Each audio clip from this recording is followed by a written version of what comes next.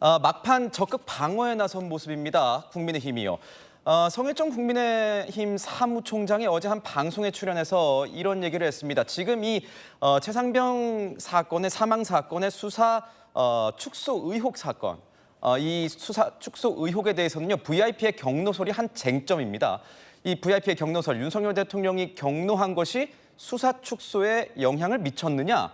이것이 굉장히 쟁점이 되고 있는데, 여기에 대해서 성일종 사무총장이요, 국군 통수권자로서 당연히 할 수 있는 얘기고, 경로한 게, 대통령이 경로한 게 죄냐, 이렇게 얘기를 했습니다.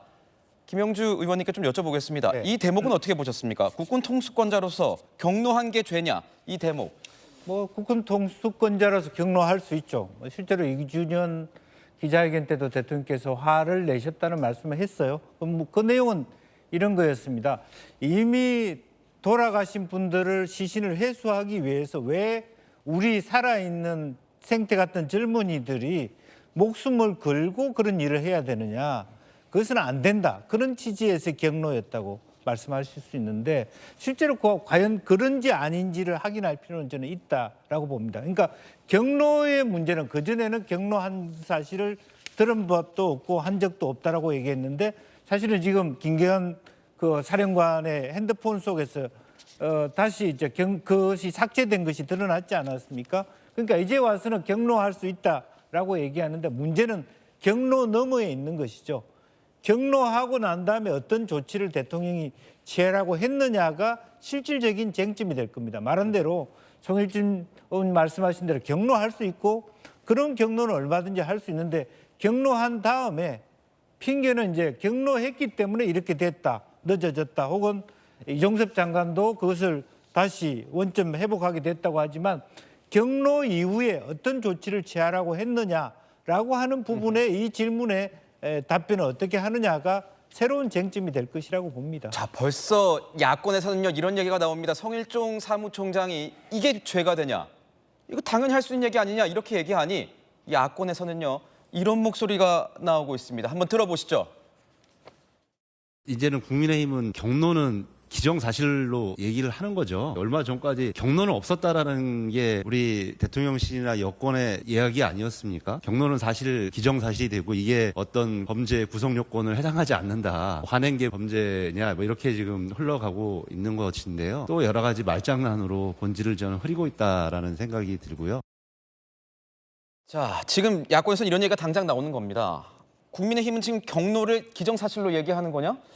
또 말장난으로 지금 본질을 흘리고 있는 것 아니냐, 이렇게 얘기를 하고 있어요. 그렇게 야당 주장할 수 있고, 또 야당이 하는 행태에 대해서도 저것도 말장난이라고 얘기할 수 있죠. 그렇죠. 대통령이 경로할 수 있어요, 상황에 대해서. 근데 저는 이 얘기를 국민의 한 사람으로서 계속 지켜보면서부터 꼭 얘기를 해주고 싶은 얘기가 있어서 지금 발언을 좀 청했어요. 뭐냐면요, 근본적인 존재 이유에 대한 얘기를 좀 드리고 싶어요. 군인의 존재 이유가 뭐죠? 군인의 존재 이유는 국민의 생명과 안전을 지키는 거예요. 저런 위기 상황이 났을 때 목숨 던지고 위험 무릅쓰고 가서 국민을 위해서 일하는 게 군인의 존재 이유예요. 물론 해병대원 한 사람이 숨져간 것, 그거 안타깝죠. 그리고 가슴 아프죠. 그 과정에서 보호 조치가 제대로 안 됐다. 그거 문제 상황이었다면 당연히 지휘관들 질책 받아야죠. 다만 이게 특검까지 갈 사안이냐 여부에 대한 우리 찬성하는 국민들께도 그렇고 제가 의원들께도 드리고 싶은 말씀이요. 2001년도에서 미국에서 9.11 사태가 있었잖아요. 월드 트레이드 센터를 비행기가 들이받는, 거기서 전체 한 3,000명 가까이 숨졌는데 소방대원이 343명이 숨졌어요. 그런데 그 343명의 소방대원 가운데 비행기가 부딪혔을 때 무너지려는 상황 속에서 그 안에 있었던 소방대원은 한 사람도 없습니다. 안에 있었던 사람들은 비행기가 부딪힌 상태에서 건물이 불에 화염에 휩싸여서 위험한 상태에서 전부 피난해 나오는데, 소방대원들은 바깥에 소집이 돼가지고 우리는 한 사람이라도 구하기 위해서 들어가야 한다고 들어갔어요. 무엇에 의해서? 명령에 의해서.